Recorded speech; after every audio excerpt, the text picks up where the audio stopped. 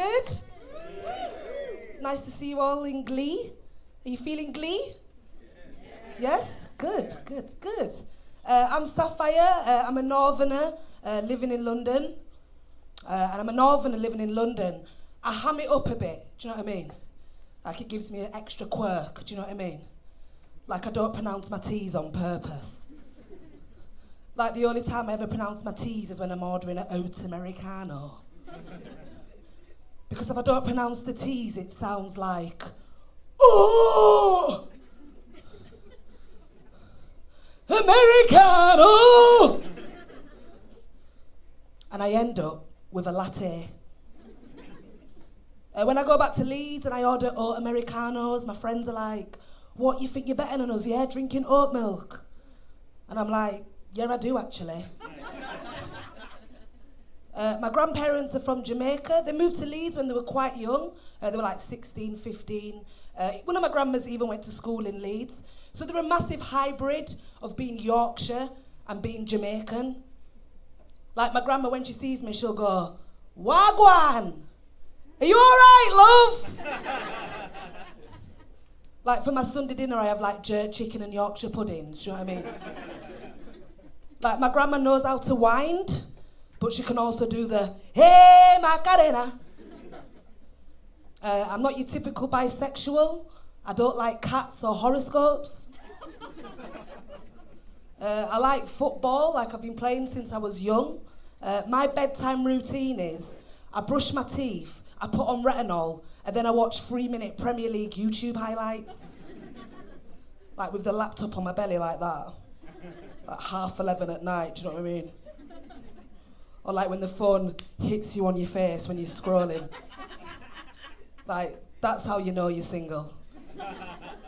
Like when guys are chatting me up, like I don't know how to be all like cute and demure, do you know what I mean? Or I'm not innocent or anything, do you know what I mean? Like I'll just say to him, so have you got a big dick then or what?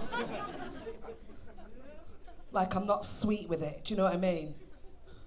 Anyone single in here tonight? You four look single.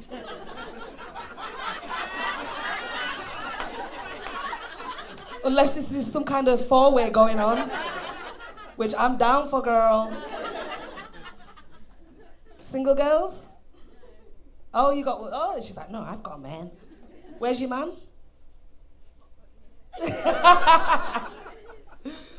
So I am from Leeds. Leeds isn't known for creating that many celebrities.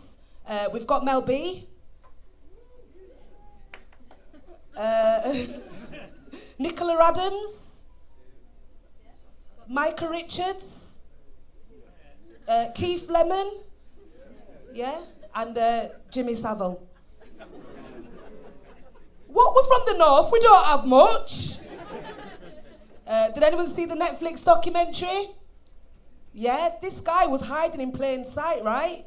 He was literally telling people in the 60s, the 70s, the 80s and the 90s what he were bloody doing. But I think the reason why he didn't get caught is because no one could understand his accent. And that's why we need better northern representation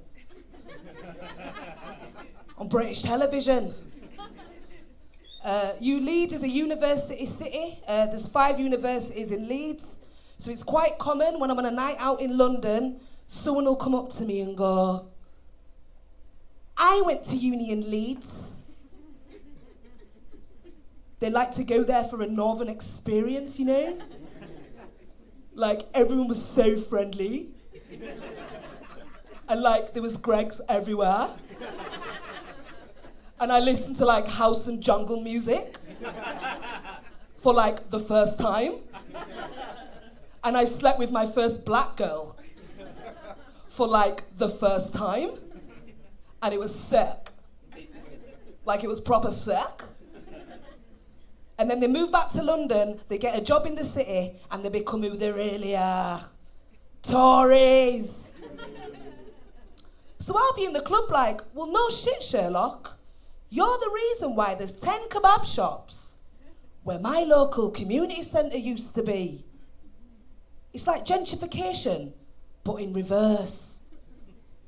I feel like gentrified shops always have like one-syllable names, like Hatch, or like Fix, or like Gales. Do you have a Gales in Brum? Yeah? You fan? You're a fan? You love it? Okay, fair enough. Going against the trend. Love that, love that. You all Birmingham born and raised? Yeah, nice. I don't really come up here that much. What's Birmingham saying these days? No? Are loads of Londoners moving up here? No, thank God. Is that what you said? Cheeky. At Christmas, my grandma was going, you know, Sapphire, when you gonna settle down? When you gonna have a baby? And I was like, Grandma, well, 1, I live in a house share. 2, I'm a bloody comedian. And 3, have you seen the smog in London? I think if my body did even create a baby, it won't come out as breast milk. It'd just come out as petrol. You'd have local councils finally with a chance to make some legitimate money for their borough. Come down to Lewisham this Saturday and see the black girl from Leeds with the petrol tit. But like my petrol, like it'd come out of my left breast, do you know what I mean? It'd be like lefty petrol, do you know what I mean? Do you know like how the government give out like food stamps to struggling families in the pandemic? I'd give out like half-price petrol to like single mums out of my left tit, do you know what I mean? It's like hiding behind a bike shed like, yeah, come round here. With my tit hanging out, do you know what I mean? I always say that I'm a proud working class comic. I feel like, you know, in the arts it's quite hard to pursue a career like this. And because of that, I've had loads of jobs, right, to sustain myself in London, right? And one of the jobs that I used to have is I used to be a tour guide, right? I used to take North Americans around British hotspots, such as London. Stratford-upon-Avon, you know, Shakespeare was born there, yeah. We'd go to Oxford University, we'd visit the campus there. Oh, they loved Oxford. We'd go to York, we'd visit the cathedral, we'd go down the cobble streets. Oh, they loved York. I don't know if you know much about North Americans, but quite a lot of them, they're Anglophiles. Like, they love English culture. Like, they love Hugh Grant movies. The Beckhams. The Queen. Oh, well. Like, you'll ever see these HBO series, right? And it'd be like about an American teacher moving to England, and for some reason, like, this American teacher can afford to live in, like, Richmond or something. Do you know what I mean? Like a thatched roof terrace. Like, they love the idea of England, right? So I went to meet these North Americans at Edinburgh Airport, and the plan was we'd do Edinburgh, York, Oxford, Stratford-upon-Avon, London, and I'd see them off, right? And, you know, they probably thought, you know, they were going to get, you know, a Harry Potter type. Or, you know, a Mary Poppins type. But no, it were me! And I were like, aye, you're right! Welcome to Britain! You got a spare roller? And they were like, God damn, I want my money back. I came here to see a true reflection of British society. And I was like, I think you'll find, you know, I am a true reflection of British society. Slavery, ow! That can go either way, that one. In 1999, Tony Blair, he came up with this idea to cut UK teenage pregnancy in half, right? It used to be a problem in the UK, teenagers getting pregnant, right? And he came up with this package that he was going to send to comprehensive schools around the UK to try and halven the amount of teenagers that were getting pregnant, right? And this package, it came to my school, right? And all the teachers, they sat down and they were discussing, like, which one of the girls in the year are going to go on these courses, right? And of course, I got picked as one of the mouthy working class girls to go on this course, right? I don't know why. I was playing football at break time.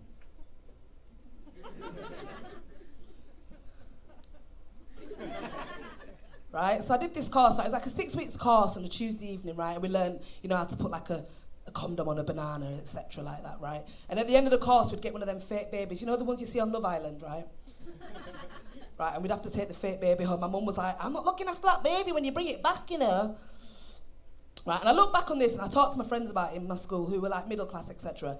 And we say, you know, like, it was wrong what happened, right? It was kind of weird and dystopian, right? Getting these fake babies sent home at like 13, 14, do you know what I mean? Like, and I look back at it, I think, bloody hell, like, that is kind of dark, right? I don't think that would happen now, right? But when I look back at that memory, the most weirdest thing about that, right, is that when I got my fake baby was white.